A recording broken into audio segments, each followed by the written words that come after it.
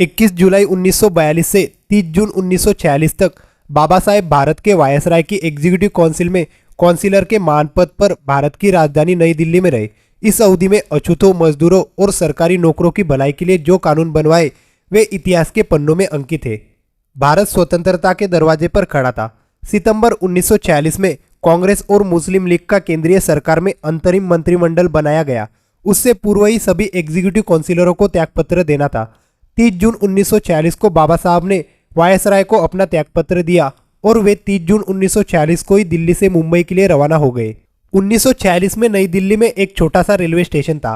यहाँ से frontier mail में बाबा साहब को ले जाने के लिए रेलवे सैलून लगा था, लेकिन उस सैलून में बाबा साहब अकेले नहीं जा रहे थे, बल्कि उसमें उनकी हजारों किताबों का संग्रह भी उनके साथ जा रहा था। उनका चिर संग्रहित ज्ञान का भंडार भी उसी रेलवे सैलून में यात्रा कर रहा था।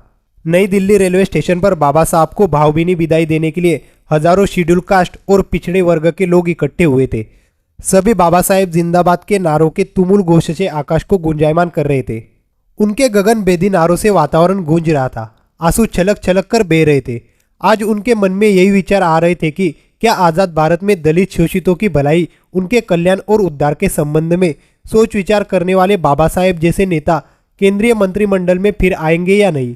क्या जाति पाति वालों का राज्य दोबारा आएगा? क्योंकि जब भी सामंतवादियों का शासन आया तभी निरीह मानवता यानी दलित और शोषितों की उन्नति के सारे दरवाजे ही बंद नहीं किए गए, बल्कि उनको अमानवीय अत्याचारों की चक्की में पीसा गया।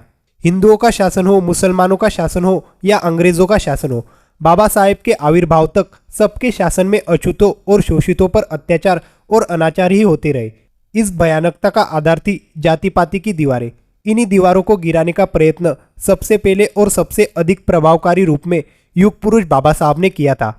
जैसे ही बाबा साहेब स्टेशन पर आए, उनके गले में सैकड़ों पुष्पमालाएं पहनाई गई। हजारों पुष्पमालाओं से सैलून को सजा दिया गया। फ्रंटियर मेल का केवल 10 मिनट का स्टॉप था, किंतु उस दिन भीड़ के कारण वो गाड़ी 20 मिनट की देरी से चली। उस समय के दौरान स्टेशन का वातावरण दुखियों के सम्मानित नेता बाबा साहेब जिंदाबाद और इनकलाब जिंदाबाद के नारों से गूंजता रहा।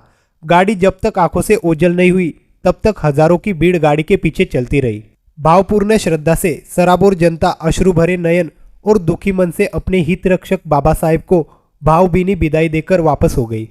वीडियो कैसी लगी हमें कमेंट करके जरूर बताना और हमारे चैनल को लाइक और सब्सक्राइब जरूर करना। धन्यवाद।